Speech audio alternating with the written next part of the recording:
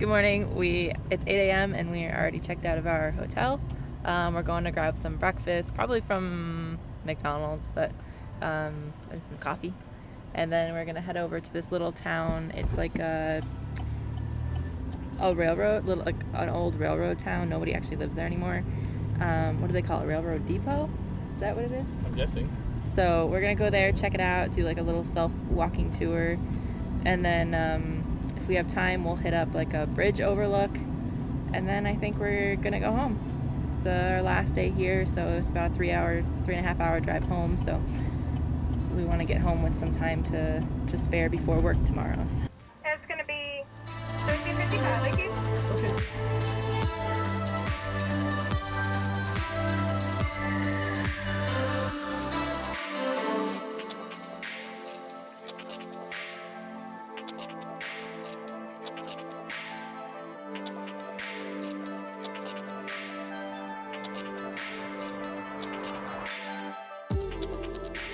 So we took our coffees and made the 30-minute drive to the old railroad town of historic Thurmond. I didn't explain very well in the moment just how bizarre this drive was. It quickly turned from like regular West Virginia highways to one-lane back roads that were barely big enough for our small truck. It then turned to gravel one-lane roads with hairpin turns. I definitely don't recommend taking a large vehicle here. However, all-wheel drive is probably good to have for bad weather. It was quite an interesting drive, but brought us to a very cool, quaint town. It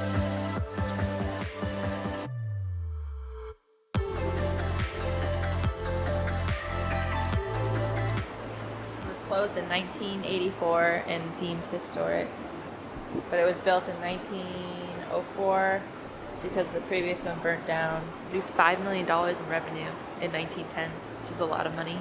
A lot of money, especially in 1910.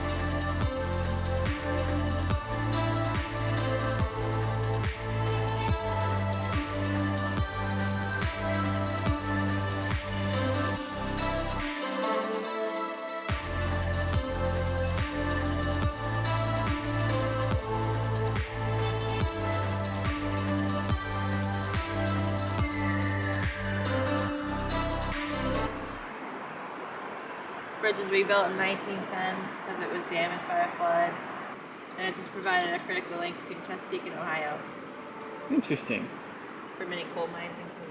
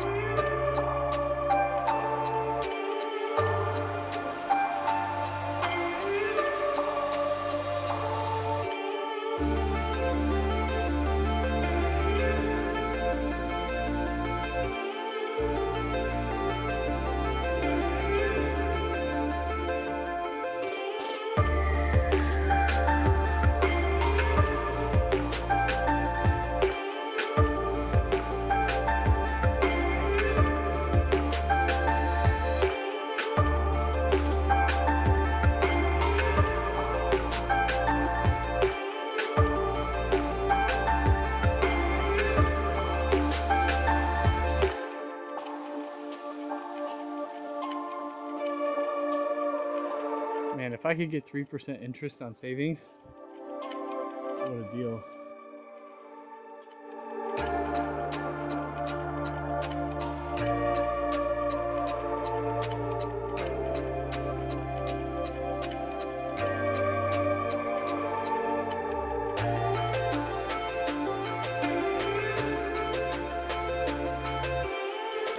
So we talked to a few of the locals and some travelers that have been to Thurmond a few times, and from what they tell us, it's not very well visited.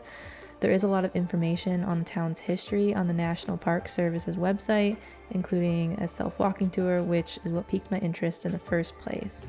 I highly recommend taking a trip to New River Gorge and definitely making this a stop while you're there.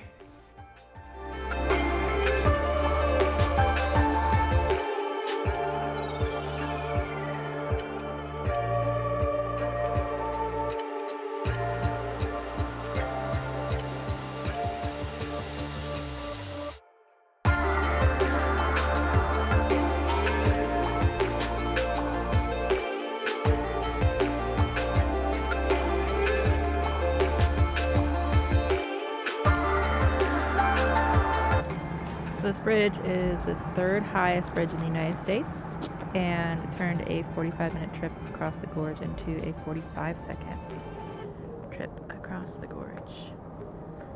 I bet the locals really appreciated that.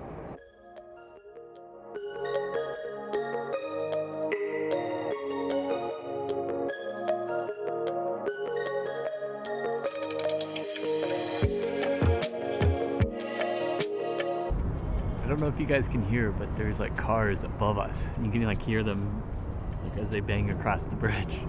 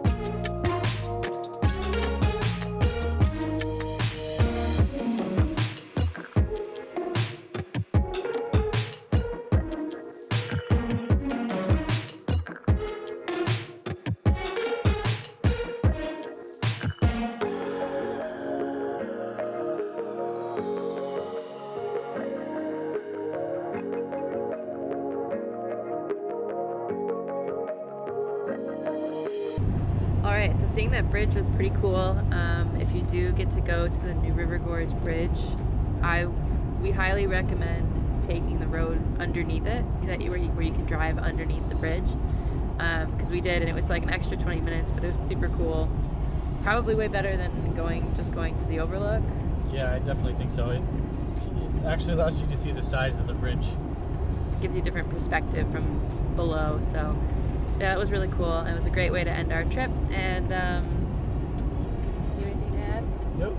No? Alright, well, we're heading home, and we have a few hours left in our drive, so we will see you on the next one. We really appreciate you watching our videos, and if you liked this little trip, please like and subscribe, and we'll see you on the next one.